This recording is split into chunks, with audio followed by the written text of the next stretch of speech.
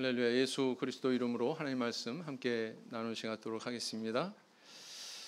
함께 나누실 말씀 사무엘상 14장 1절에서 15절까지 말씀이 되겠습니다. 사무엘상 14장 1절에서 15절까지 말씀 제가 낭독하도록 하겠습니다.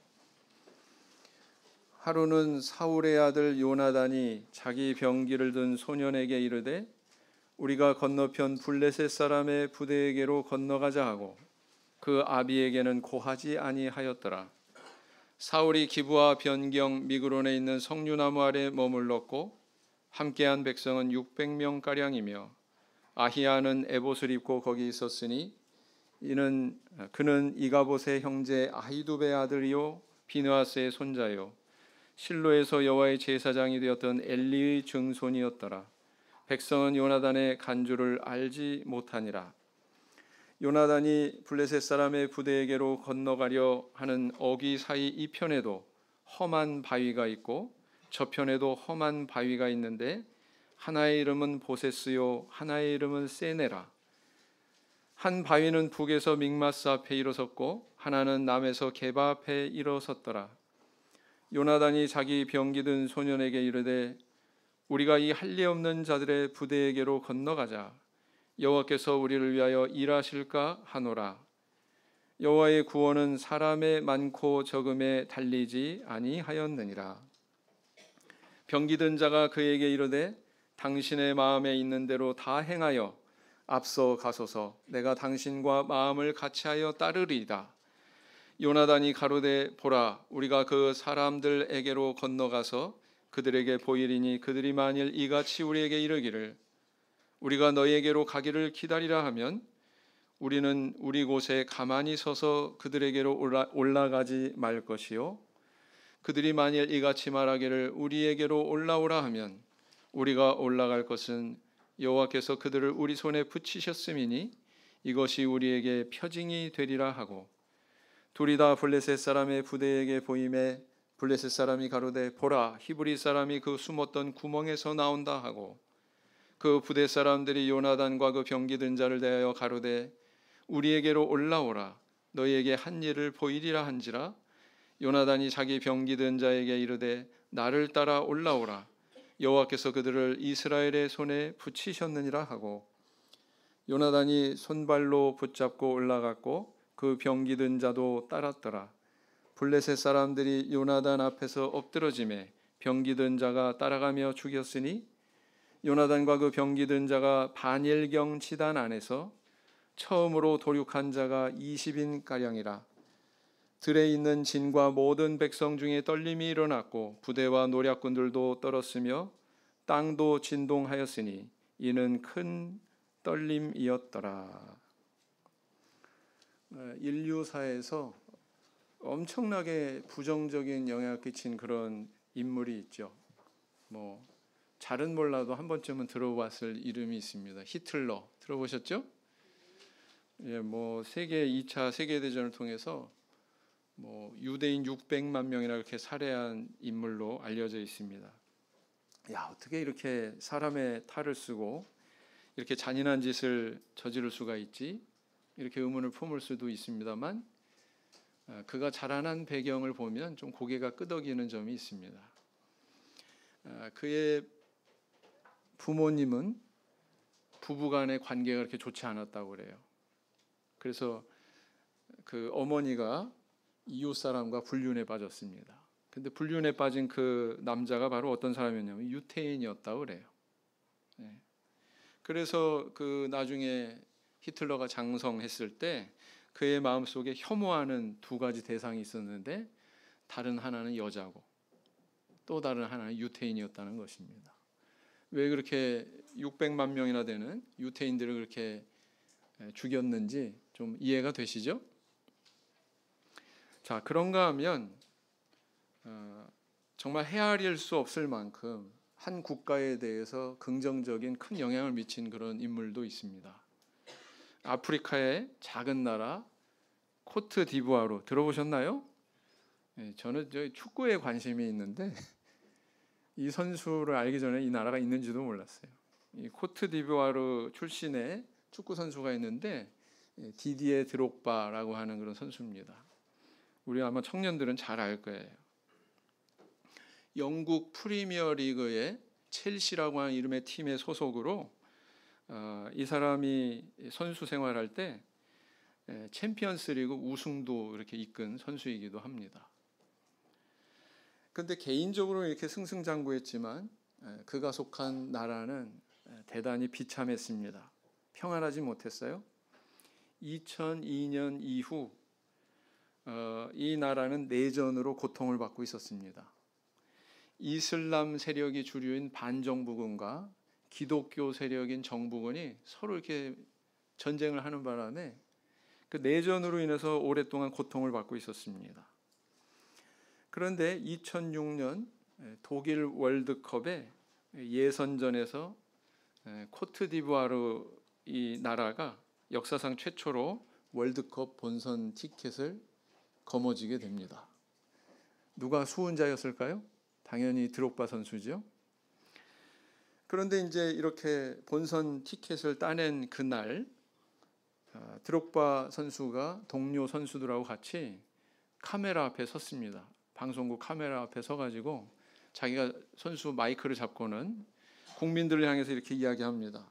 사랑하는 조국의 국민 여러분, 일주일만이라도 제발 이 전쟁을 멈춰 주십시오. 그러면서 고개를 조아린 거예요. 그런데 이에 감동한 그 국민들이 양쪽에 속했을 거 아닙니까? 정부군과 반정부군. 이 사람들이 정말 총을 거두고서 전쟁을 멈추게 됩니다. 그리고 또 그로 2년 뒤에는 이 나라에서 내전이 완전히 종식이 되는 그런 결과를 가져왔거든요. 또 이 사람은 은퇴한 이후에도 선수 생활을 그만둔 이후에도 무슨 홍보대사, 그죠? 그리고 또 뭐 자선 사업 이런 거에 힘써가지고 사람들은 그를 뭐라고 그러냐면 검은 예수다, 검은 예수다 이렇게 호칭한다는 것입니다. 이처럼 한 악인이 인류사에 아주 지대한 상처를 안길 수도 있고요. 한 선한 사람이 많은 사람들의 그런 상처를 치유하기도 하고요. 이런 사실을 보면 한 사람의 그런 영향력이라고 하는 것은 결코 적은 것이 아니구나, 하찮은 것이 아니구나라는 것을 알 수가 있습니다. 우리 성도님들은 만약 인류사에서 가장 선한 영향을 끼친 분이 누구냐 이렇게 질문을 한다면 뭐라고 대답하시겠어요? 주저없이 대답하세요. 주저없이.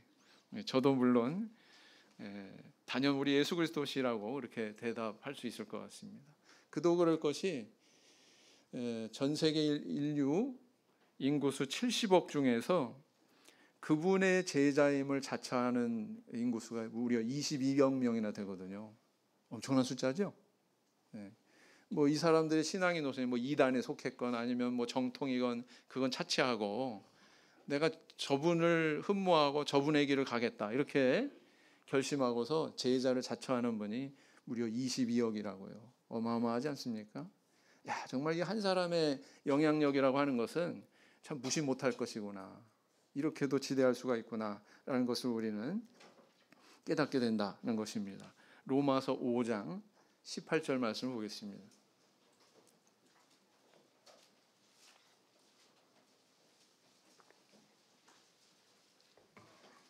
로마서 5장 18절 말씀 같이 읽겠습니다. 시작. 그런즉 한 범죄로 많은 사람이 정죄에 이른 것 같이 의의 한 행동으로 말미암아 많은 사람이 의롭다 하심을 받아 생명에 이르렀느니라. 그래서 우리 주님께서는 우리 성도들을 향해서 산상보훈을 통해 말씀하셨듯이 세상의 소금과 빛으로 부름받았다고 이렇게 선언하고 있거든요. 이 의미는 뭐냐? 성도란 많은 무리들 가운데 그냥 숨어서 지내는 존재가 아니라 많은 무리들을 겨냥해서 선한 영향력을 끼쳐야 되는 존재다. 그런 존재로 부름받았다라는 것을 우리에게 이야기하고 있다는 것입니다. 어떤 사회학자는 말하기를 아무리 내성적인 사람이라도 일생을 살아가면서 1만 명 이상의 사람을 만난대요.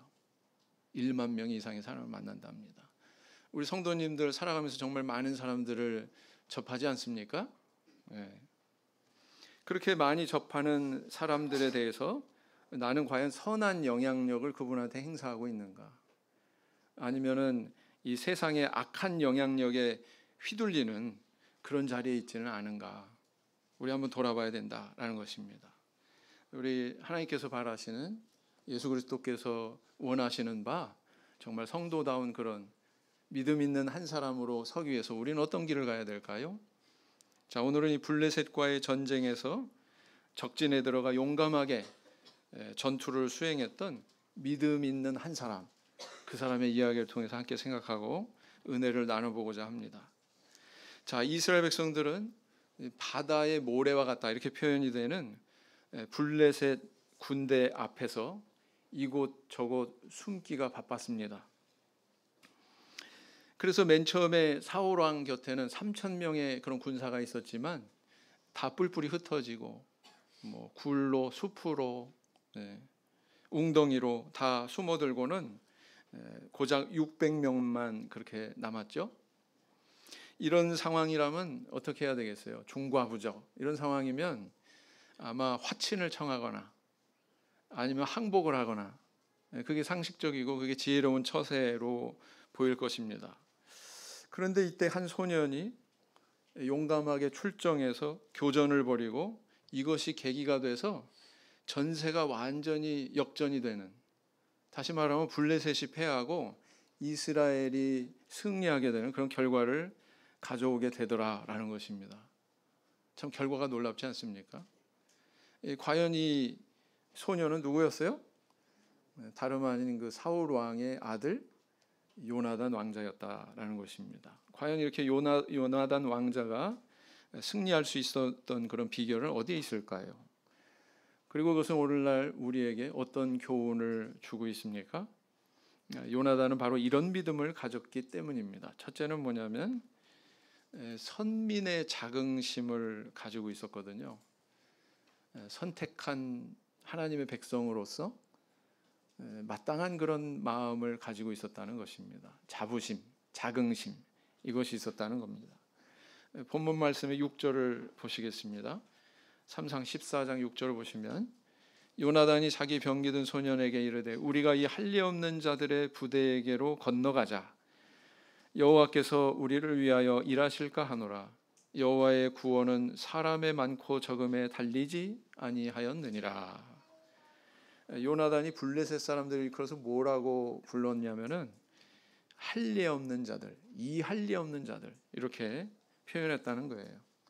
자, 이 말을 거꾸로 뒤집어 보면 나는 어떤 존재라는 것입니까? 나는 할례 받은 하나님의 백성, 이런 의식이 이 속에 있는 거예요. 그렇죠? 네. 그래서 이렇게 그의 안에 나는 하나님의 선민이야, 하나님의 백성이야, 이런 자긍심이 대단히 충만했다는 것을 우리는 발견할 수가 있습니다. 이런 자긍심은 어떻게 작용을 하고 있냐면은, 자, 블레셋 군대의 규모와 비교할 때 고작 600명밖에 안 되는 아군의 규모에 대해서 요나단은 개념치 않았어요. 거기에 대해서 무슨 주눅이 든다거나, 야, 이거 어떻게 하지? 고민하거나 그러지 않았다는 겁니다. 이렇게 자긍심이라고 하는 이것은 어디에서 나와요? 나는 하나님의 백성이다 라고 하는 자기 정체의식에서 나와요. 그리고 그 정체의식이 전쟁에서 승패를 가르는 굉장히 중요한 요소로 작용하고 있는 것을 보게 됩니다. 이스라엘 나라가 있잖아요. 오늘날에 저기 중동 지방에 이스라엘 나라가 있잖아요. 아랍국 22개국하고 맞서가지고 이스라엘이 진 적이 있나요?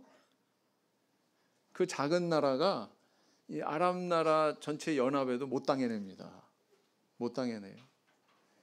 이렇게 이스라엘이 강력할 수 있는 여러 가지 요인 중에 하나를 뭘로 꼽냐면, 이스라엘 백성들 마음속에는 우리는 하나님의 선민이다, 나는 하나님의 백성이다, 이런 의식이 투철하다는 거예요.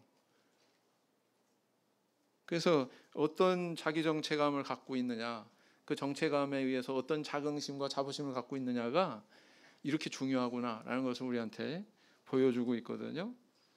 구약 시대 때 이렇게 유대인들, 이스라엘 사람들이 가지고 있던 이런 자긍심은 할례를 받은 나는 하나님의 백성이다. 여기서 온 거죠. 그런데 오늘날 이것은 뭘 상징하냐면은 우리가 예수 그리스도의 제자로 세례를 받고 하나님의 백성이 된 성도의 자긍심을 상징하고 있는 겁니다. 사실 진정한 아브라함의 영적인 자손은 바로 누구예요?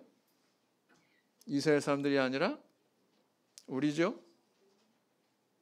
맞지 않습니까? 내가 누군지 모르세요?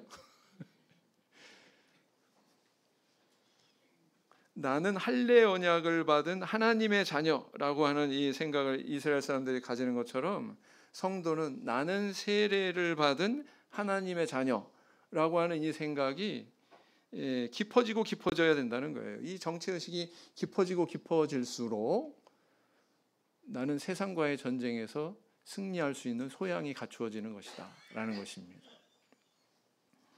이 자긍심이 커질 때 어떤 태도를 가질 수 있게 될까요? 우리 사도행전에서 한 가지 사례를 보게 되는데, 자, 바울 사도가 있습니다. 바울 사도가 이제 1차, 2차, 3차 선교 여행을 마치고 이제 자기의 마지막 사명을 예루살렘에서 나는 마쳐야 되겠다. 아마도 이렇게 결심했던 것 같아요. 예루살렘에 가면은 많은 유대인들, 율법주의의 사상을 가진 그들한테 붙들려 가지고 혹시 죽을지도 모른다라고 하는 그런 불안감이 있었어요. 그럼에도 불구하고 동족에게 예수 그리스도의 복음을 전해야 된다. 그게 내 마지막 사명이다. 그리고 여기고는 이제 예루살렘을 향해서 올라가죠. 결국은 어떻게 됐습니까? 체포됩니다. 체포됐는데 이제 로마의 이제 천부장한테 발견이 돼가지고 이제 로마의 죄수처럼 감옥에 갇히는 로마 총독에게 그렇게 갇히게 되는 그런 신세가 되죠. 그래서 이제 이리 끌려다니고 저리 끌려다니고 그러면서 재판을 받는데 한 번은 아그리빠 왕, 로마 총독 베스도 앞에서 재판을 받게 됩니다. 죄인처럼 그렇게 법정에 선 거죠. 그런데 그 재판의 자리가 성격이 굉장히 이상해져요. 왜냐하면은 이 바울이 아그리빠 왕에게 재판받는 장소가 아니라 아그리빠 왕이 바울에게 전도받는 자리가 됐어요. 재판석이. 한번 읽어보겠습니다. 사도행전 26장 28절에서 29절 말씀을 보시겠습니다. 사도행전 26장 28절에서 29절.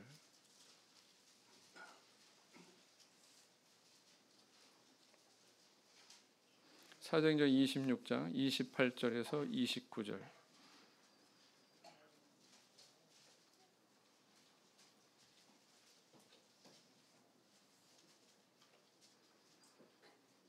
같이 읽겠습니다. 시작. 아그리빠가 바울더러 이르되 내가 적은 말로 나를 권하여 그리스도인이 되게 하려 하는도다. 바울이 가로되 말이 적으나 많으나 당신뿐 아니라 오늘 내 말을 듣는 모든 사람도 다 이렇게 결박된 것 외에는 나와 같이 되기를 하나님께 원하노이다 하니라 그랬어요. 자, 지금 바로 눈앞에 누가 있습니까? 세상의 모든 거 다 가지고 있는 것 같이 보이는 그런 존재가 있어요. 로마 총독이 있습니다. 뿐만 아니라 아그리빠 왕이 있습니다. 예수님 시대에도 이렇게 분봉왕이 있고, 그죠? 헤롯 왕, 그 다음에 또 로마 총독 빌라도도 이렇게 있어가지고 같이 공동으로 통치하는 그런 그 체제였기 때문에 이때 마찬가지. 바울 사도도 역시 그래서 이렇게 총독과 임금 앞에 선 거거든요.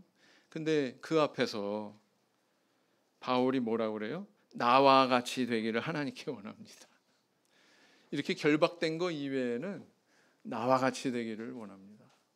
아그리빠가 뭐라고 추궁합니까? 야, 너 미쳤다. 내 많은 지식이 너를 미치게 했구나. 바울은 근데 뭐라고 그래요? 나는 정신이 온전하다. 성도님들, 이 세상의 친구들 만나면 무슨 대화하세요?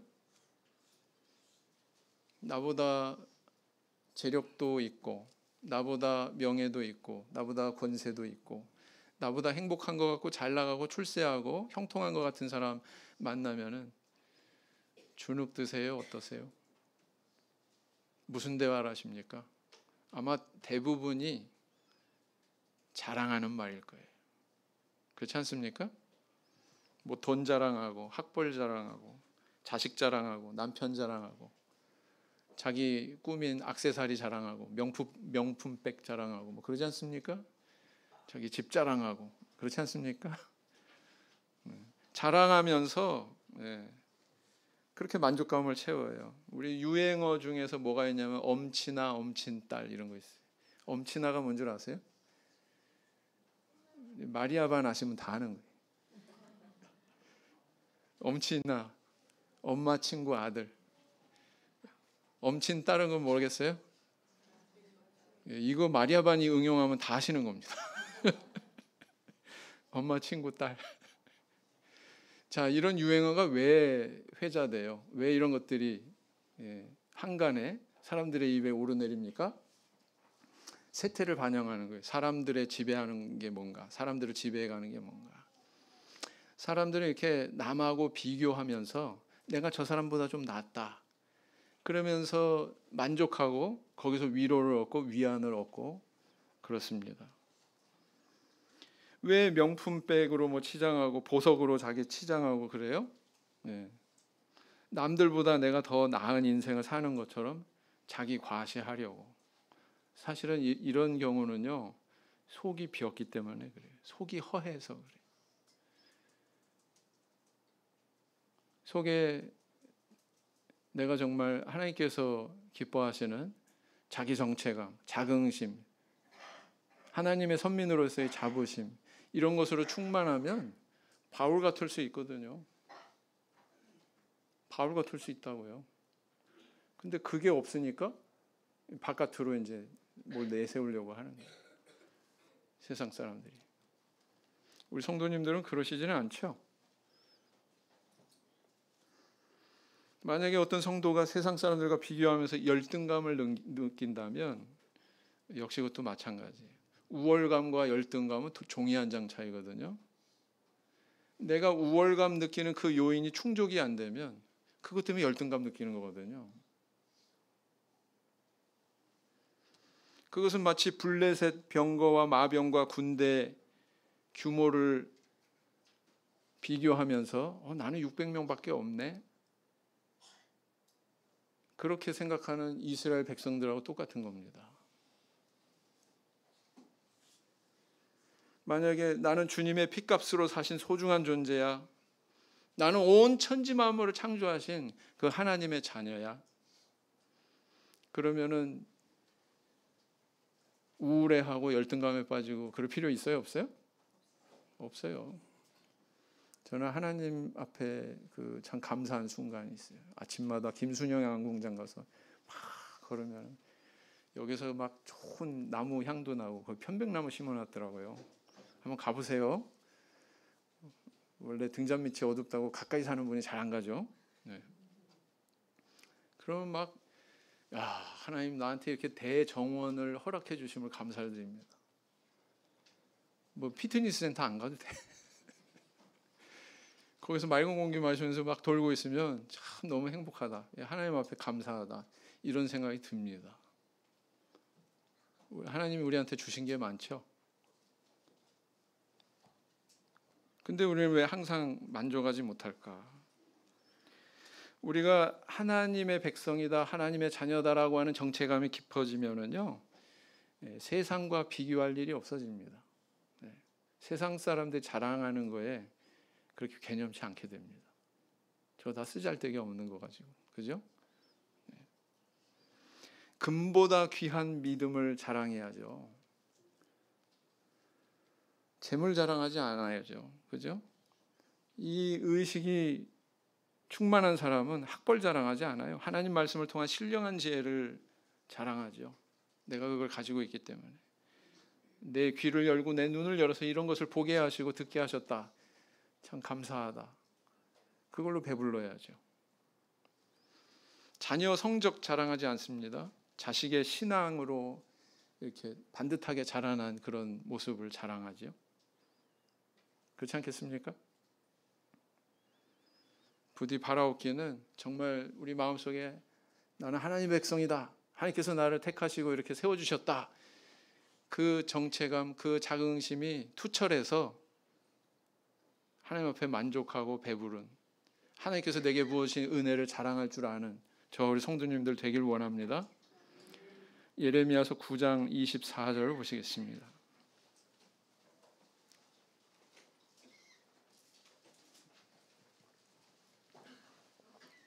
예레미야 9장 24절 말씀을 보시겠습니다. 같이 읽겠습니다. 시작. 자랑하는 자는 이것으로 자랑할지니 곧 명철하여 나를 아는 것과 나 여호와는 인애와 공평과 정직을 땅에 행하는 자인 줄 깨닫는 것이라. 나는 이 일을 기뻐하노라. 여호와의 말이니라. 자, 두 번째, 요나단의 마음속에 이런 자긍심이 있었고, 그 다음에 요나단에게 또 있는 것이 있었습니다. 뭐가 있었어요? 마음을 같이 할 수 있는 친구가 있었습니다. 사무엘상 14장 7절 보시면 병기든 자가 그에게 이르되 당신의 마음이 있는 대로 다 행하여 앞서가소서. 내가 당신과 마음을 같이하여 따르리이다 그랬어요. 내가 당신과 마음을 같이하여 따르리이다.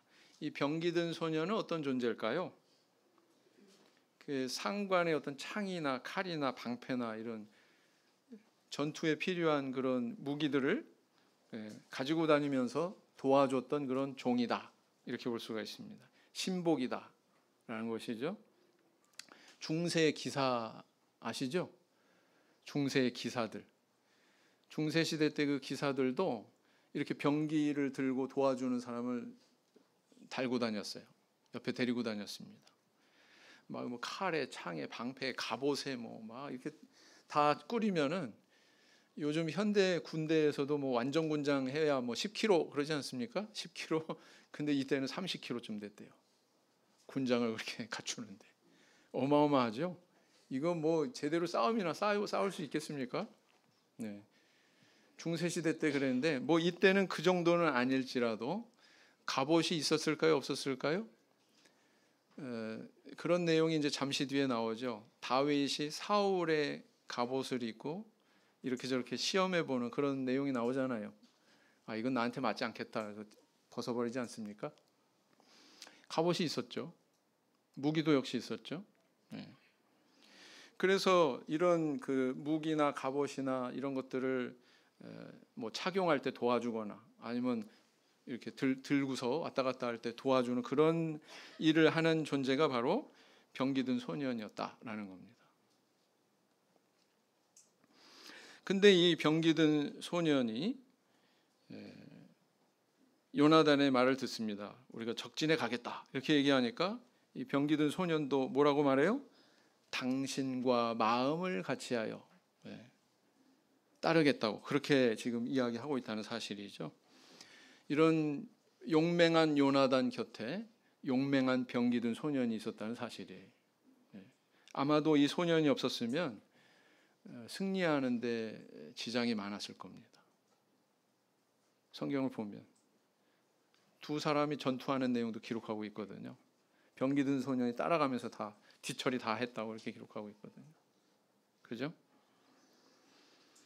모세와 이스라엘 백성들이 광야에서 아말렉 족속과 첫 전투를 했을 때 아론과 훌은 모세의 양쪽 손을 붙들고서는 들어 올려주었습니다.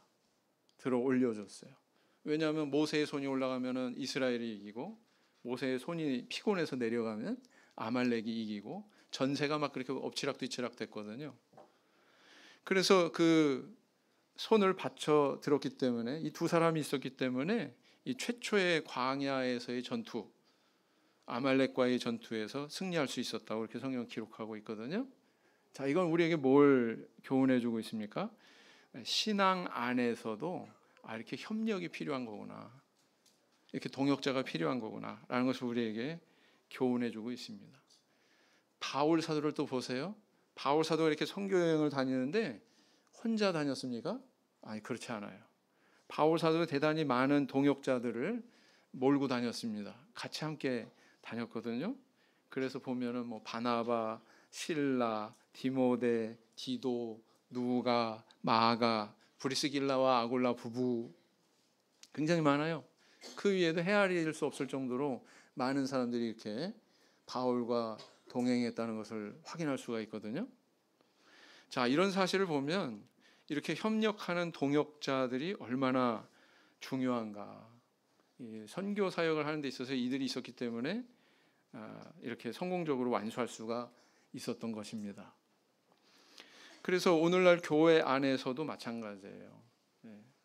나 혼자가 아니라 내가 어떤 선한 뜻을 품고 선한 영향력을 행사할 때 그것을 도울 수 있는 다른 사람이 옆에 있어야 된다라는 겁니다. 같이 가야 된다. 혼자 가면 안 된다라는 겁니다. 낚시로 물고기 잡으면 어때요? 한 번에 한 마리 잡죠? 그물로 그냥 탁 던져가지고 투망을 하면은 어때요? 많이 잡을 수 있죠? 낚시질하다가 낚싯줄이 끊어졌어. 그러면은 그 한 마리마저도 어떻게 해요? 놓쳐버리죠? 근데 그물이 오밀조밀하게 이렇게 엮여져 있는데 그물에 그 한 부분이 찢어졌어. 그렇다고 물고기가 쉽게 도망가나요? 도망 못 가죠? 쉽게 도망 못 갑니다. 이게 얽히설키 막 이렇게 연결돼가지고. 그랑 똑같아요. 어떻게 보면.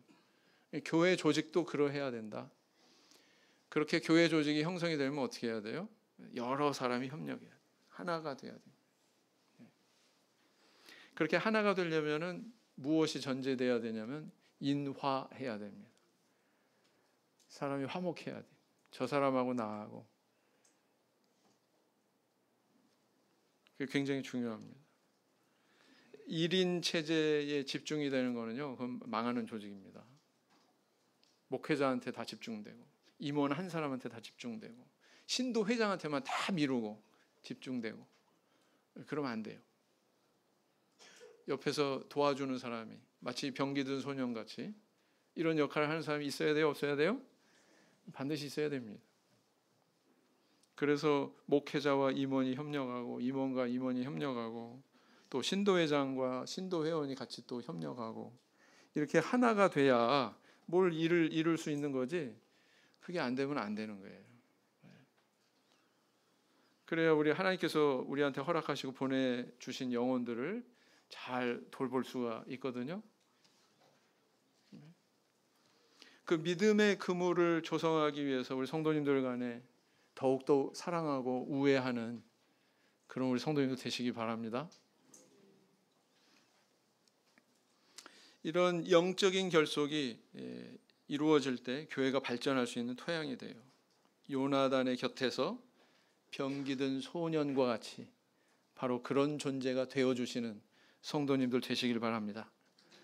빌립보서 4장 3절 말씀을 보시겠습니다. 빌립보서 4장 3절 말씀을 보시겠습니다.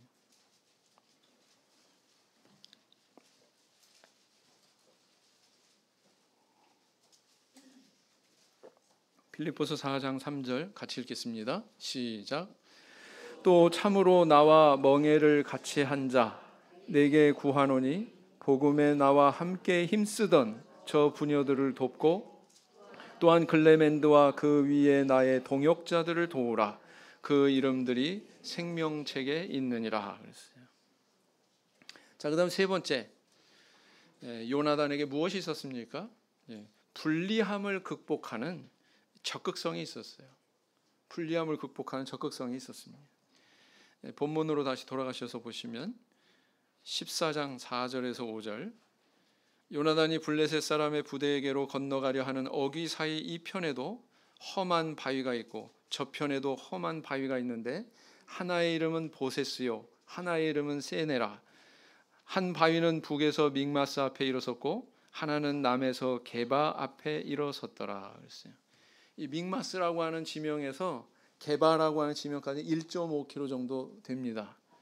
근데 그 1.5km의 거리상으로는 굉장히 가깝지만 이 사이에 아주 깊은 협곡이 있었어요. 협곡은 뭐예요? 골짜기를 얘기하는 거죠. 네, 그래서 이곳에서 저곳으로 가려면 가파른 바위를 내려가야 되고 다시 또 저 골짜기 밑에서 가파른 바위를 기어 올라가야만 됐습니다. 어때요? 지형적으로 전쟁할 만합니까? 불리하죠? 뭐 포사격을 할 수 있는 것도 아니고 여기서 내려가가지고 저기까지 올라가야 돼요. 이거 뭐 칼 휘두르기 전에 체력 다 소진될 지경입니다. 지형적으로. 그런데 요나단은 건너간 거예요. 건너갔죠. 또 위험한 요소가 뭐예요? 가파르니까 조심조심해서 내려가야죠. 가파르니까 조심조심해서 올라가야 되죠. 근데 동작이 빠를까요? 느릴까요? 느릴 수밖에 없죠. 저게 눈에 발각이 돼가지고 화살이라도 쏘면 어떻게 돼요? 고슴도치되기 딱 맞죠. 그렇지 않습니까? 근데 요나단은 이 일을 감행했다는 거예요. 아, 이거 하나님께서 허락하신 것이다 판단하고는 그 일을 감행한 것입니다. 그래서 이제 그 건너편에 도달해 가지고 어떤 전과를 이루게 됩니까? 14절 보시겠습니다. 14절. 요나단과 그 병기 든 자가 반일경 지단 안에서 처음으로 도륙한 자가 20인 가량이라. 반일경 지단? 뭐지? 반일경 지단. 이 무슨 뜻이냐면 한 마리의 소가 한나절 동안 밭을 갈 수 있는 넓이, 면적. 그래서 한 2,000제곱미터, 평수로는 한 600평 정도 되는 그런 면적이라고 합니다. 그래서 그 땅에서 이렇게 전투를 벌여가지고 20명의 블레셋 군인들을 물리쳤어요. 2명이 나서가지고 20명 물리쳤으니까 어때요? 성공적이죠? 근데 우리는 이렇게 얘기할 수 있습니다. 아이고, 바다의 모래 같은 그런 군대를 놓고서 20명 물리친 게 뭐 얼마나 대단해요? 양적인 관점에서 본다면? 양적인 관점에서 본다면 그렇다는 거예요. 그런데 이 요나단의 이런 그 전과가 상상 못하는 커다란 영향력을 행사하는 것을 보게 됩니다. 적군에게, 아군에게. 적군에게는 어떤 영향을 미쳤어요? 어떤 일인지 네 분이 일어나서 자기들끼리 칼로 싸우고 서로 죽이고 이런 상황이 벌어진 거예요. 혼란이 일어났습니다.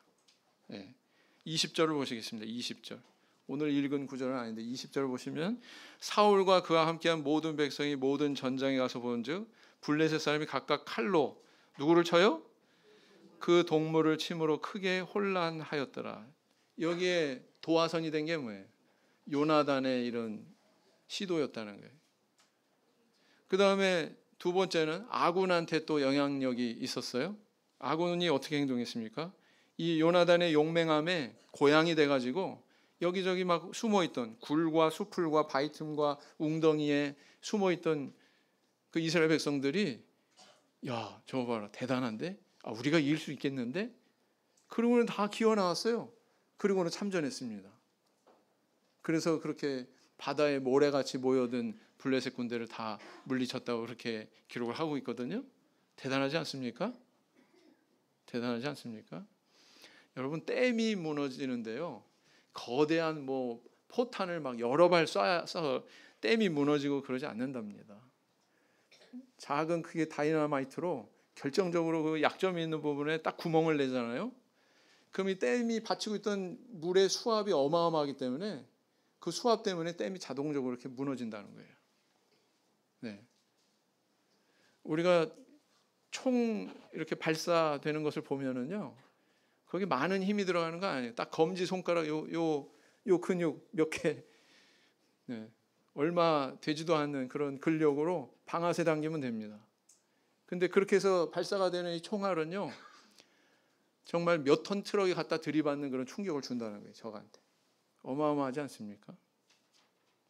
근데 일단은 그 소량이지만 그런 다이나마이트가 필요한 것이고, 적은 힘이지만 그 방아쇠를 당기는 검지의 힘은 필요한 것이고, 그 역할을 요나단이 했다는 거예요. 요나단이.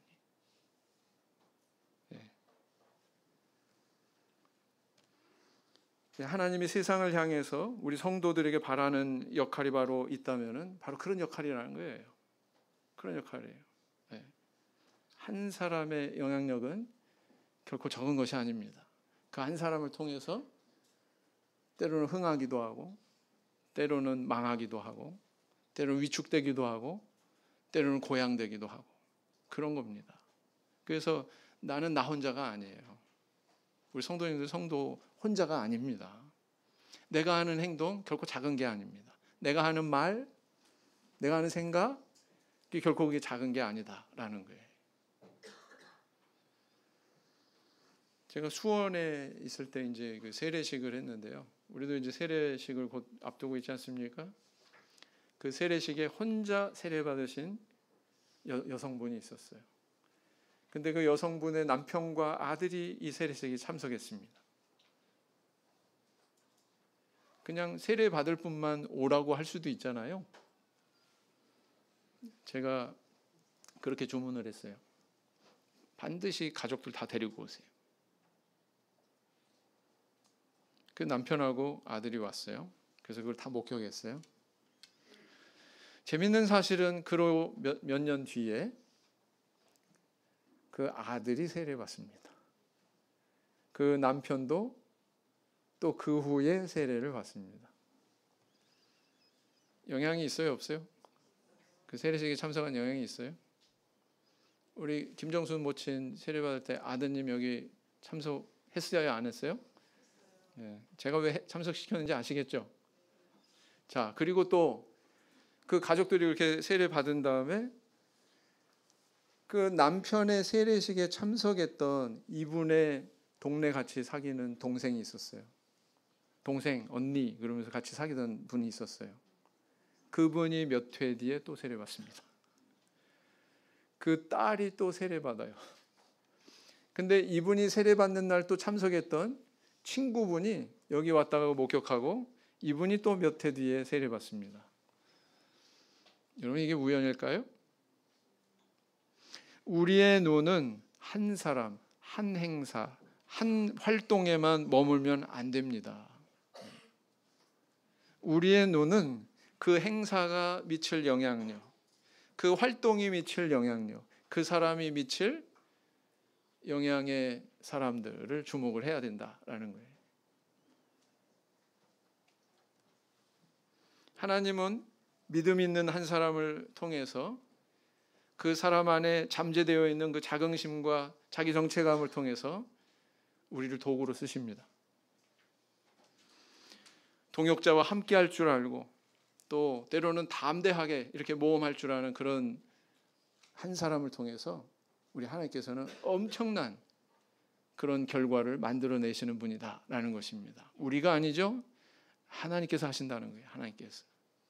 우리는 다만 도구일 뿐이고.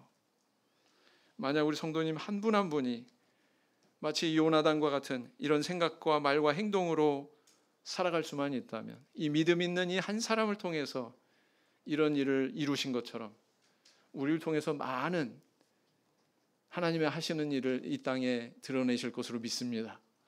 우리 성도님들께서 속한 그 장소에 그 사회 속에서 이와 같은 역할을 하시는 저 우리 성도님들 되시기를 예수님 이름으로 기원드립니다. 묵상기도 하시겠습니다.